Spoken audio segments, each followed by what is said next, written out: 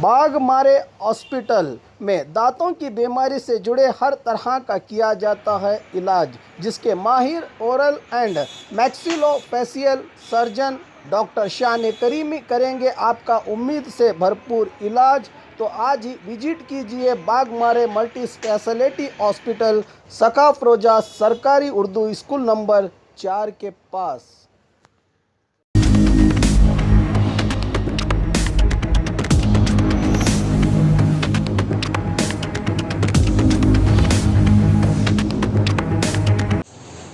तारीखी शहर बीजापुर के आज हज़रत हाशिम पीर दस्तगीर रहमतुल्लाह अलैह के खानकाह हाशमी में हज़रत मौलाना तनवीर पीर हाशमी की क़ियादत में और तमाम डॉक्टर्स ने एक अवेयरनेस प्रोग्राम के ताल्लुक से यहाँ पर डिस्कशन की और उन्होंने बताया कि एमएमसी की जानिब से जो है कई प्रोग्राम्स हो रहे हैं, वैक्सीनेशन कैंप्स हो रहे हैं और जहाँ तक वैक्सीनेशन का सवाल है वह हर आदमी के लिए ज़रूरी है। तो हर जहन में एक ही सवाल आता है कि वैक्सीनेशन लेने के बाद भी आदमी पॉजिटिव हो रहा है। तो इसकी तफसील हमें तमाम माहिर डॉक्टर्स ने यहाँ पर बताई कि अगर वैक्सीनेटेड होने के बावजूद भी अगर आप पॉजिटिव होते हैं तो बिल्कुल माइल्ड इफ़ेक्ट आपको होता है और इसमें जो है आपको ज़्यादा तकलीफ़ नहीं होती है, बस 2-4 दिन में आप डिस्चार्ज हो जाते हैं। इसका एक बहुत बड़ा फ़ायदा है और उन्होंने अपील की कि ज़्यादा से ज़्यादा जो है वैक्सीन जो है लेने की कोशिश करें और हर 18 से लेकर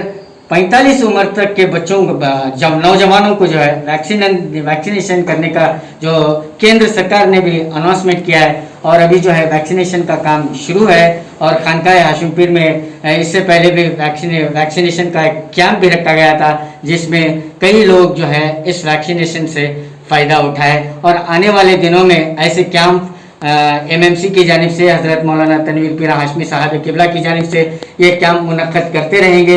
अब ज़्यादा से ज़्यादा वैक्सीन लेने की कोशिश करें और अपने आप को सेफ रखें, अपना ख्याल रखें और उनका भी ख्याल रखें जिनका कोई ख्याल नहीं रखता। कैमरामैन सद्दाम के साथ मैं खुर्शीद आलम, OTV न्यूज़ बीजापुर। मोहतरम हजरात, मुस्लिम मुत्तहदा कौंसिल एमएमसी ज़िला बीजापुर की नशिस्त में ये मशवरा हुआ कि कोरोना वायरस चूँकि दिन ब दिन फैलता चला जा रहा है, हालात बिगड़ते चले जा रहे हैं, हॉस्पिटल्स में बेड नहीं है, दवाइयों की किल्लत है, ऑक्सीजन की किल्लत है और बहुत बड़े पैमाने पर अमवात वाक़ हो रही हैं। ऐसे नागुफ्ता भी हालात में एहतियाती तदाबीर पर अमल करने की गुजारिश की गई है। साथ में ख़ास तौर पर कोरोना से बचने के लिए वैक्सीनेशन बेदारी मुहिम चलाना भी तय पाया है। खुसूसी तौर पर मुसलमानों में वैक्सीनेशन को लेकर बहुत सारी गलतफहमियां हैं जो महज अफवाहों पर टिकी हुई हैं, जिनकी कोई असल नहीं है, जिनकी कोई बुनियाद नहीं है। अफवाहों पर कान न धरें, अफवाहों पर तवज्जो न करें, अफवाहों पर यकीन न करें, इससे हकीकत का कोई लेना देना नहीं है। इस सिलसिले में ज़िम्मेदार डॉक्टर्स के साथ एक नशिस्त हुई और ये ज़िम्मेदार डॉक्टर्स इस वक्त मेरे साथ हैं। आप डॉक्टर्स की भी राय इस सिलसिले में समाअत करेंगे और वैक्सीनेशन के हवाले से ये हजरात अपनी बात पेश करेंगे। मैं मुस्लिम मुत्तहदा कौंसिल की जानिब से आप तमाम से गुजारिश करता हूँ कि वैक्सीनेशन के बारे में अफवाहों पर तवज्जो न करें, हक़ाइक़ को सामने रखें और वैक्सीनेशन लेने की तरकीब बनाएं, ख़ुद भी लें और दूसरों को भी वैक्सीनेशन लेने के लिए मुतवज्जे कराएं। तकदीर के साथ साथ तदबीर भी है। हमारा दीन, हमारा मज़हब हमें तदबीर की भी तालीम देता है। दुआ के साथ दवा लेने की भी तालीम दी गई है। हम दीन फितरत से ताल्लुक़ रखते हैं। मौत और हयात अल्लाह ताला के दस्ते कुदरत में है। मुझे उम्मीद है कि हम तकदीर पर भरोसा करने के साथ साथ तदबीर पर भी तवज्जो करेंगे। इसी सिलसिले में एमएमसी की जानिब से ये गुजारिशात आप हज़रात की खिदमत में पेश की जा रही हैं। उम्मीद कि आप तमाम तवज्जो करेंगे। अक्सर मौत हो रहे हैं और ऑक्सीजन की कमी हो रही है और कई स्वयं संस्थाएं जो ऑक्सीजन प्रोवाइड कर रहे हैं फ्री ऑफ कॉस्ट, तो एमएमसी एक बड़ा इदारा है, इनकी जानिब से क्या इंतज़ाम किया जा रहा है? एमएमसी के ज़िम्मेदारों ने इस सिलसिले में जो इदारे ऑक्सीजन फराहम करने में लगे हुए हैं, जो नौजवान ऑक्सीजन फराहम करने में लगे हुए हैं, उनकी मावनत कर रही है और ख़ुसूसी तौर पर इंजेक्शन के लिए रेमडेसिविर जो इंजेक्शन है उसके लिए हेल्थ डिपार्टमेंट से रब्ता करके गुजारिश की जा रही है कि ये आसानी के साथ शहर भर में, ज़िला भर में पहुँचे। इसके लिए एमएमसी बड़ी ज़िम्मेदारी के साथ तमाम अमले के साथ लगी हुई है और हम पूरी ज़िम्मेदारी के साथ इस काम को आगे बढ़ाने की पूरी कोशिश कर रहे हैं। स्पेशली एमएमसी की जानिब से कुछ ऑक्सीजन के वैसे ऑक्सीजन की किल्लत सिर्फ बीजापुर में नहीं बल्कि पूरे मुल्क में है, तो उस किल्लत को दूर करने के लिए हम अपने तौर पर दूसरों की क्या मदद कर सकते हैं, उस मदद के हवाले से गौर व करके उस काम में लगे हुए हैं। उम्मीद है कि इंशाअल्लाह ताला आने वाले दिनों में ऑक्सीजन के हवाले से आसानी होगी। आपने सुना जनाब तनवीर हाशमी साहब ने तदबीर पर ज़्यादा गौर करने की बात की। वैसे नताइज जो है तदबीर पर मुबनी है जो कि अल्लाह ताला के हाथ में है, लेकिन जहाँ तक तदबीर का ताल्लुक़ है इस पर हमें सख्त ताकीद हुज़ूर अकरम सल्लल्लाहु अलैहि वसल्लम ने भी दी है। तो चूँकि कोरोना एक ऐसा मर्ज़ है कि जिसका इलाज तो कोई ख़ास दवाई नहीं है, अलबत्ता कुछ सपोर्टिव ट्रीटमेंट इसका ज़रूर है, लेकिन जो प्रिवेंशन के लिए किया जा सकता है वो ज़रूर करना चाहिए। तो अब हमारे हाथ में वैक्सीनेशन का एक हथियार हमारा मुहैया है। तो इसलिए हम ये आप सारे मुसलमानों से गुजारिश करते हैं कि तदबीर को दिमाग में रखते हुए इससे जो गलतफहमियाँ फैलाई गई हैं वो बराह करम इस पर तवज्जो न दें और इस तदबीर को वैक्सीनेशन की शक्ल में जो हमें मुहैया किया गया है वो जो है आप उसको ज़रूर जो है अपने आप पर जो है न सिर्फ लगवा लें बल्कि अपने दोस्त अहबाब रिश्तेदार को भी इसकी तरफ राग़िब करें। अब इससे छोटे मोटे मसाइल पैदा होते हैं, जैसे कि बुखार का आना, जहाँ इंजेक्शन दिया जाता है उस जगह थोड़ा सा दर्द वगैरह ये होता है, तो वो जो है मामूली पैरासिटामोल या ऐसे कोई दवाई से जो है वो कम हो जाता है। जहाँ ये कहा जा रहा है कि इससे मौत होती है, इससे डीएनए, इससे आरएनए, इससे जो है अफजाइश नस्ल का मामला भी जो है अफेक्ट होता है, ये सारे जो है अफवाहें हैं। ये कहीं से कोई साजिश हमें लगता है कि चलाई गई है, वरना इसका कोई स्टैटिस्टिकल एविडेंस नहीं है। अगर ऐसा ही होता तो बीजापुर के आबादी के तनासुब के ताल्लुक़ से अगर आप गौर करके देखेंगे तो 50 to 60%, 50 से 60% जो है गैर हुकूमती में वैक्सीनेशन हो चुका है। लेकिन बदकिस्मती की बात यह है कि मुसलमानों में ये 5% से भी ज़्यादा नहीं है। तो हम समझते हैं कि एक इंतहाई ज़रूरी कदम है और इस ताल्लुक़ से साहब ने जो बात कही कि एमएमसी के प्लेटफॉर्म से जो है इंशाअल्लाह जो है इसकी सारी सहूलियात, इसकी आसानियाँ और इससे लेने के बाद जो छोटे मोटे मसाइल पैदा होते हैं उसके लिए भी कुछ न कुछ इंतज़ाम इंशाअल्लाह एमएमसी के जानिब से किया जाएगा।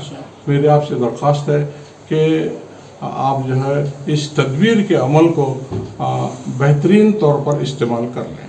डॉक्टर साहब, अभी देखा जा रहा है कि आम लोग पीछे क्यों हो रहे हैं, तो इसके साइड इफ़ेक्ट्स क्या ज़्यादा हैं और छोटे मोटे जो बीमारियाँ होते हैं जैसे बीपी है, शुगर है, हार्ट पेशेंट है, क्या वो भी लगा सकता है? ये बात ज़रा क्लियर आप करें।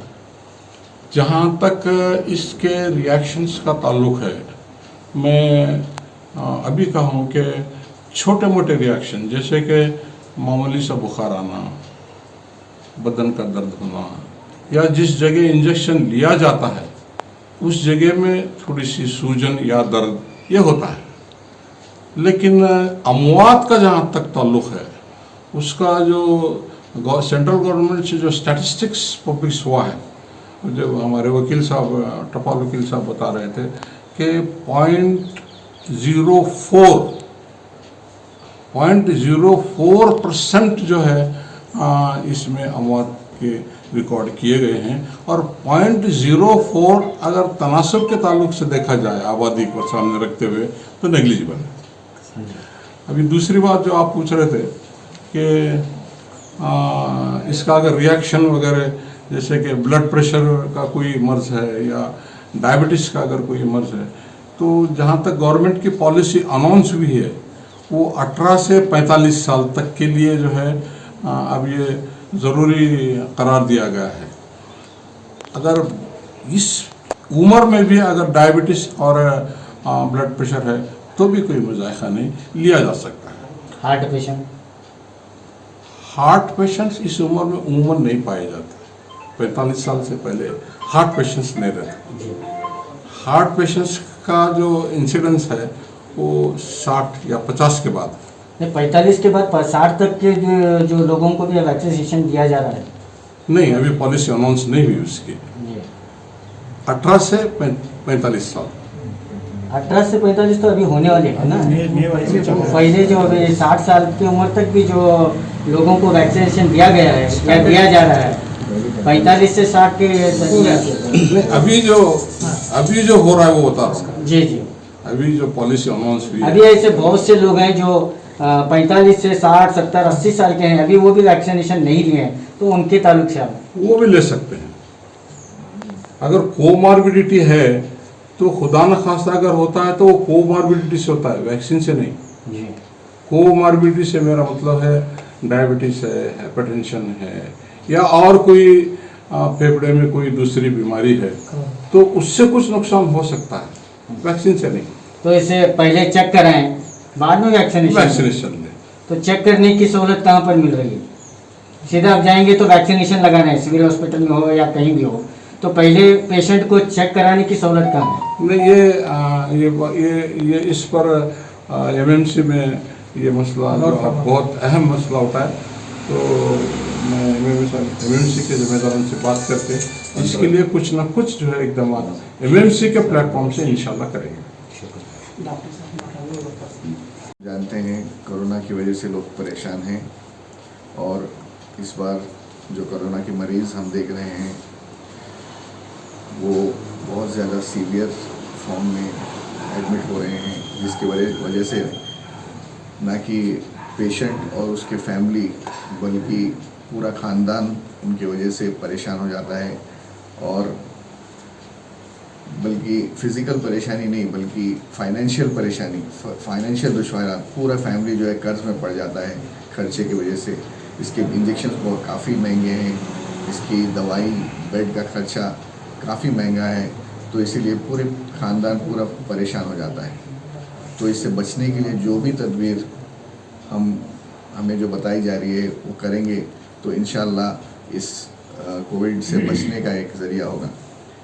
नबी अकरम सल्लल्लाहु अलैहि वसल्लम की भी तालीमात है कि हम पहले अपने घोड़े को बांधें फिर अल्लाह पर तवक्कल करें।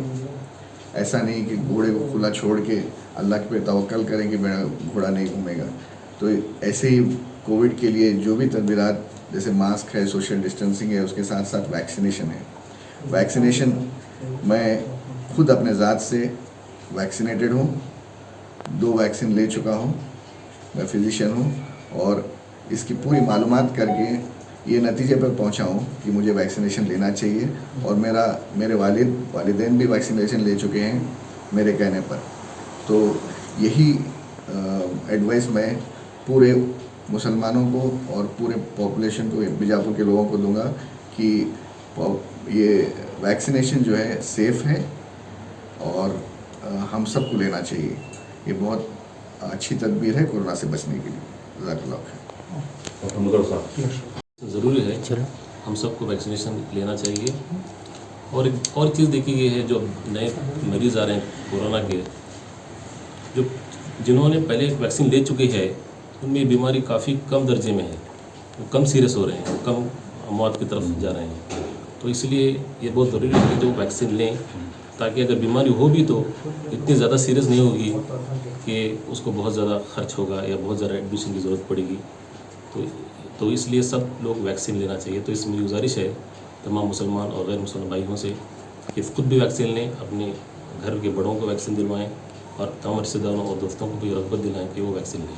डॉक्टर साहब, आम लोगों के जहन में एक बात आ रही है कि वैक्सीनेटेड होने के बावजूद भी उन्हें पॉजिटिव आ रहा है, तो हम क्या करेंगे वैक्सीनेशन लेके? जो वैक्सीनेशन लिए वो एडमिट हैं, तो ये एक लोगों के जहन में इसे क्लियर कर।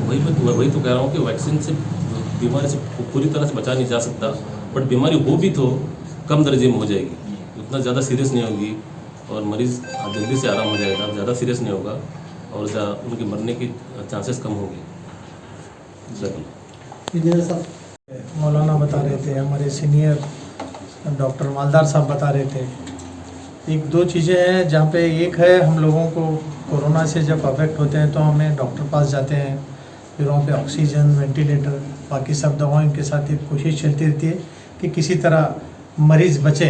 लेकिन एक और पहलू इसका ये है कि प्रिवेंटिव मेजर्स जिसे कहते हैं कि किस तरह से हम इन चीज़ों से बचा जाए। फंसे कई लोग जा रहे हैं, कहीं पे 400, 500 लोग, 50 लोग एडमिट हैं, लेकिन वो लोग जो अभी फिलवक्त सेफ़ हैं तो इनको हमेशा सेफ रहे और इसका इफेक्ट इन पे कम रहे कोरोना का, क्योंकि ये सेकेंड वेव है। सेकेंड वेव में ही इतना है तो आप सोचिए थर्ड वेव जब आएगा, जिसका डिस्कशन चल रहा है, तो इससे ज़्यादा सीवियर रहेगा। तो इस मामले में आज एमएमसी की मीटिंग तरफ से ये जोर देना था कि भाई वैक्सीनेशन ड्राइव जो चल रहा है ये किस तरह से चल रहा है। तो इसका एक सर्वे हुआ, जिस तरह से डॉक्टर साहब बता रहे थे, हम खुद लोग घूम के देख रहे हैं, तो खास करके जो माइनॉरिटीज़ एरियाज़ है यहाँ पे वैक्सीनेशन के बारे में एक रिजर्वेशंस है, एक अपने ख्यालात हैं कि भाई ये लेने से फला प्रॉब्लम हो जाता, ये लेने से डीएनए चेंज होता है, या ये लेने से हमारा यहाँ तक के ईमान में फ़र्क आ जाता है। ये ऐसा कुछ भी नहीं है, क्या तो हमारे लॉन्ग टाइम इसके इलनेस आ जाते हैं। तो ये सब बनी बनाई बातें हैं, इन पर हम न गौर करें, क्योंकि एक दौर ऐसा ना आ जाए कि हिंदुस्तान में लोग वैक्सीनेटेड एंड नॉन वैक्सीनेटेड हो जाए और नॉन वैक्सीनेटेड सबसे ज़्यादा सफ़र हो जाएंगे। तो आप सबसे हम दरख्वास्त करते हैं कि वैक्सीन एक वैलिड है, 99.9% जिसकी गवर्नमेंट उसकी हिमायत कर रहा है, सिर्फ 0.04% इसमें कहीं ना कहीं प्रॉब्लम्स हैं। आप जिस तरह से पूछ रहे थे 0.04%, जैसे 10,000 में 1-2 लोगों को अगर तकलीफ हो रही है किसी चीज़ से, तो हम 9,000 लोगों को तो नहीं छोड़ सकते। तो आप इसे प्रैक्टिकल अप्रोच देखें, आप एक बहुत ज़्यादा आप खुद सोचें कि अपना खुद का एक विजडम हम यूज़ करें और हम सब लोग वैक्सीनेशन लें। ये हमारा एक ड्राइव है। आप जितने भी मौलाना लोग बता रहे हैं, डॉक्टर्स बता रहे हैं, तो मैं चाहता हूँ कि आप सब लोग मस्जिद के ज़रिए इसको एक मुहिम समझ के, एक मूवमेंट समझ के, इसी दौरान बिल्कुल जल्द से जल्द आप वैक्सीनेटेड हो और आप सेफ हैं तो आपकी फैमिली सेफ है। तो मैं फिर एक बार आपसे अपील करता हूँ कि वैक्सीन जो भी है, कोवैक्सीन हिंदुस्तान में अवेलेबल है, कोविशील्ड है, दोनों भी इक्वली इफेक्टिव है, दोनों इक्वली सेफ हैं। आप बिना किसी रीज़न के आप सिविल हॉस्पिटल या कहीं अप्रोच, आजकल तो कैंप्स बन रहे हैं, कुछ लोग तो कैंप करके मोहल्ले में दे रहे हैं, उनका 70-80% तक डॉक्टर साहब बता रहे थे वो लोग ले रहे हैं। वैक्सीन जितने खाली जा रहे हैं वो सिर्फ हमारे मोहल्ले से जा रहे हैं। तो ये आपकी जिम्मेदारी है, खास करके मीडिया लोगों की, कि आप इसको बहुत ज़्यादा हाईलाइट करें और वैक्सीन का काम हम और आप कर सकते हैं, इसको अंजाम दें। शुक्रिया। सर, देश में और राज्य में जो है मेडिकल इमरजेंसी लगाई गई है, तो आप भी एक माइनॉरिटी के कांग्रेस के एक अध्यक्ष हैं, जिम्मेदार हैं, टास्क फोर्स, तो आप टास्क फोर्स हैं, तो आप क्या कर रहे हैं माइनॉरिटी के तरफ? हम लोग क्या अवेयरनेस कर रहे हैं? आप लगातार 3 दिन से हम लोग यहाँ मीटिंग कर रहे हैं, एमएमसी है या किसी इससे हम लोग कर रहे हैं। तो जहाँ तक आप इससे बोल रहे हैं कि पार्टी से, तो पार्टी से आज ही हमको गाइडलाइंस आए हैं AICC से, तो उसकी नज़र जिस तरह से हम लोग लास्ट टाइम कितना काम किया आप जानते हैं। हम लोग टास्क फोर्स के ऑफिस की तरफ से बहुत ज़्यादा मोहल्ले तक जाकर भी काम किए थे। इंशाल्लाह 2-4 दिन में फिर वो सेटअप अपनी जगह काम करेगा। उसमें हम लास्ट ईयर से जो इस मरतबा है बहुत ज़्यादा सीवियर है। तो अभी आप क्या कर रहे हैं, आपकी क्या जिम्मेदारी है? देखिए, जिम्मेदारी यही है कि अवेयरनेस पैदा करना। ऐसा नहीं है कि आप सबको ले जाके ऑक्सीजन दे रहे हैं, सब लोग रेमडी से दे रहे हैं, ऐसा नहीं। मेडिकल इसमें हॉस्पिटल में बेड नहीं है, ऑक्सीजन नहीं है, डीसी से बात कर रहे हैं, रेमडेसिविर नहीं है। देखिए, आज सुबह मैं DHO से मैं खुद आज बात किया, तो उनका कहना था कि हम लोग मैक्सिमम कर रहे हैं, तो ऑक्सीजन भी उनको अब सप्लाई का प्रॉब्लम नहीं, बेड्स का थोड़ा प्रॉब्लम है, जहाँ पे सीवियर और नॉर्मल के बीच में ये जरा है, 1-8 दिन में ये भी एडजस्ट हो जाएगा। अभी खुद BLD वालों ने, आप जानते हैं, MP पाटिल साहब ने उसका डबल कर दिया, उनका जो बेड कैपेसिटी थी उसको डबल किया था, और जहाँ तक ये जो इसका कीमत है, इसका खर्चा है, इसे भी उन्होंने बहुत ज़्यादा कम किया। हम हर डॉक्टर को, हर हॉस्पिटल को अपनी तरफ से अपील कर रहे हैं कि कम से कम पैसों में आप मरीज का हॉस्पिटल में बेड है लेकिन बाहर बता रहे हैं कि बेड अवेलेबल नहीं है, तो हो आप जाता है। फिजिकली तौर पर क्या कर रहे हैं? हम फिजिकली हर डॉक्टर से बात कर रहे हैं। औधराम साहब से अभी तो बात कर रहे थे, ईडीसी से, ये सब लोग, मौलाना है, हम लोग सब बात कर रहे हैं। जो पॉसिबल है हम लोगों को बाहर रख के करने के लिए वो कर रहे हैं। इंशाल्लाह आने वाले दिनों में इससे ज़्यादा हम लोग एक्टिव हो जाएंगे। तो केंद्र सरकार और राज्य सरकार कोविड को कंट्रोल करने में पूरी तरह से फेले हुए हैं। देखो वो एक पॉलिटिकल क्वेश्चन है। मैं पॉलिटिकल, आप पॉलिटिकल ठीक है, एमएमसी के प्लेटफॉर्म से मैं एमएमसी की नहीं, आप मेरा कहना है कि कहीं ना कहीं सरकार, दोनों सरकारें फेल हुए हैं। There is a collapse of health system, लेकिन ये कहते नहीं बैठ सकते, उसको हम लोगों को काम करना चाहिए, जल्द से जल्द लोगों की जान बचाना। शुक्रिया। Thank you. आपकी सेहत का हमें ख्याल है। बागमारे अस्पताल खतरनाक कोरोना वायरस से पूरी दुनिया खौफ के माहौल में है। भारत में लॉकडाउन के चलते जनता काफी परेशान है, खासकर अपनी हेल्थ को लेकर। अक्सर अस्पताल बंद हैं और ओपीडी की सुविधाएं भी डॉक्टर्स ने बंद कर रखी हैं। इसलिए घबराइए मत, आपके हर समय में बागमारे सोशल ग्रुप फाउंडेशन किसी न किसी तरह सहारा बना है। देश के इस नाजुक वक्त में भी पूरी ईमानदारी के साथ कम दामों में 24 घंटे आपकी सेवा के लिए सारा भी बागमारे अस्पताल तमाम आधुनिक मशीनरी और सुविधाओं के साथ तैयार है। मरीज को लेकर इधर उधर भटकने की जरूरत नहीं है। आइए बागमारे अस्पताल, नौबाग रोड, सना मंडप के पास, बीजापुर। फोन नंबर 0835221565, मोबाइल संख्या